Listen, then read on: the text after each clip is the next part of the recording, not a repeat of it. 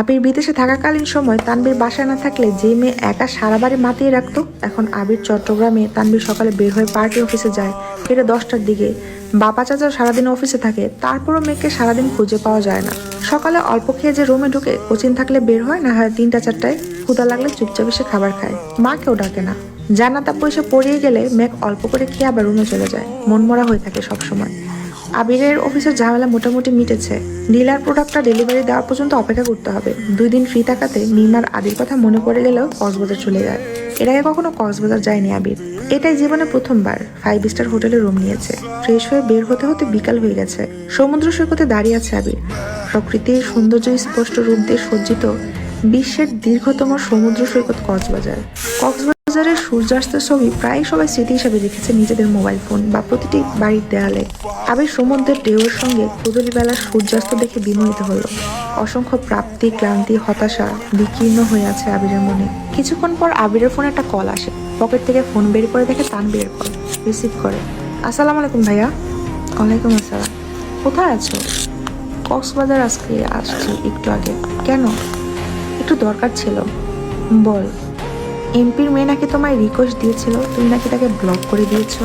আজ এমপির বাসায় গিয়েছিলাম, মেয়ে তো তোমার কথা জিজ্ঞেস করতেছে আমায়। তুই কি বলছিস?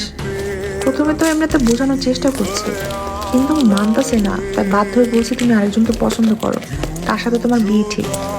আচ্ছা ঠিক আছে, কিন্তু একটা সমস্যা আছে ভাইয়া। আবার কি সমস্যা? এমপির মেয়ে যদি এমপিকে বলে যে, আর উনি যদি আমায় জিজ্ঞেস করে, তখন আমি কি বলবো? যদি মেয়ের কথা জিজ্ঞেস করে তখন কি বলবো? প্রথমত এমপি কোনো সময় এসব বিষয় নিয়ে মাথা ঘামাবেন না, আর যদি শুনে ছেলে অন্য কাউকে পছন্দ করে তাহলে আর কিছু বলবেও না। তানভীর বলল, তারপরও যদি জিজ্ঞেস করে ফেলে তখন কি বলবো? বলবি তোর বোনের সাথে বিয়ে ঠিক। তারপর? তারপর আবার কি, বাকিটা আমি সামনে নিব।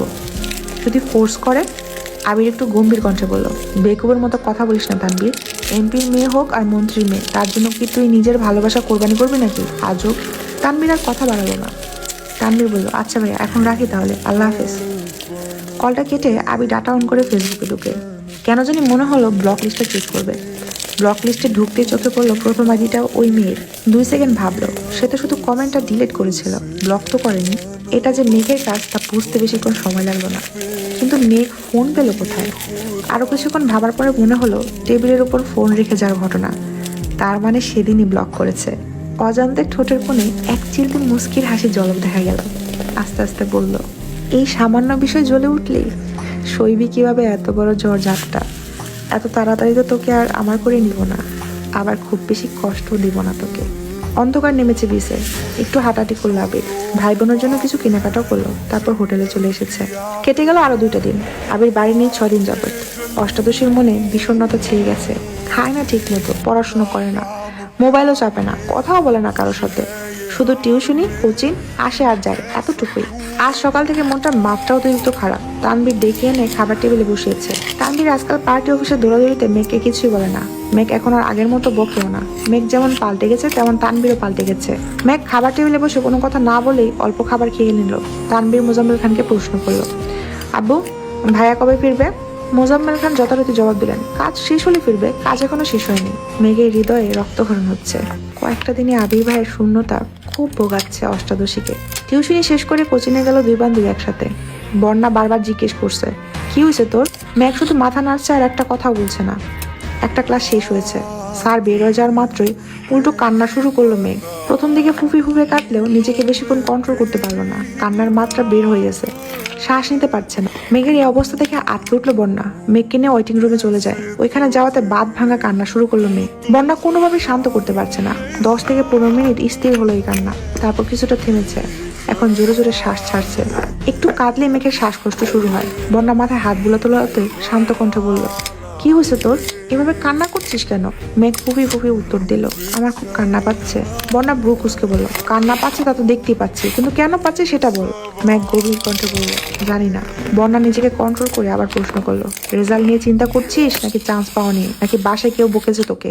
আবারও কাঁদছে মেঘ। কাঁদতে কাঁদতে বলল, আমি আবির ভাইকে খুব মিস করছি বন্যা। উনি ফেসবুকেও আসেন না, আমি ওনাকে না দেখে, ওনার কথা না শুনে আর থাকতে পারছি না। বন্যা এবার অবুঝ বাচ্চার মতো হাসলো। তারপর বলল, মিস করছিস তো কল দে। মেঘ কাঁদতে কাঁদতে বলল, উনি কি আমার সাথে কথা বলবেন? বন্যা এবার সশব্দে হাসলো। উনি কথা বলবেন না কি বলবেন এসব নিয়ে যদি তুই ভাবিস তাহলে উনি কি ভাববেন? ম্যাক এবার মুখ তুলে তাকালো বন্যার দিকে।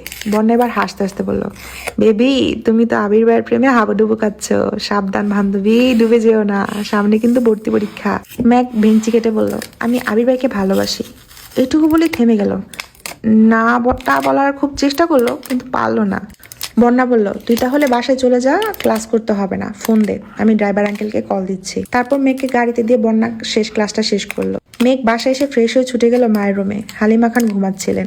মেঘ মায়ের হাতের উপর মাথা রেখে মাকে জড়িয়ে ধরে শুয়ে পড়েছে। হালিমা খান ঘুমের মধ্যে একবার চোখ খুলে দেখলেন। মেঘকে দেখে মেঘের পিঠের বরাবর জড়িয়ে ধরে ঘুমিয়ে পড়লেন পুনরায়। অনেকক্ষণ কান্না করার জন্য মেঘ ক্লান্ত ছিল, সেও মাকে জড়িয়ে ধরে ঘুমিয়ে পড়েছিল। বেশ কিছুক্ষণ পর মেঘের ঘুম ভাঙে। ততক্ষণে হালিমা খান সজাগ হয়ে গেছেন। শুয়ে শুয়ে মেঘের মাথায় হাত বুলিয়ে দিচ্ছেন। মেঘ সচরাচর মায়ের কাছে শুতে আসে না, যখন খুব বেশি মন খারাপ থাকে তখনই আসে। মেঘের ঘুম ভাঙতে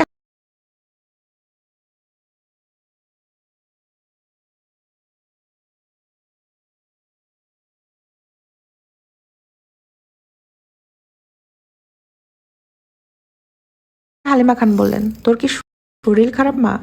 মেঘ মাথা টেনে না করলো। হালিমা খান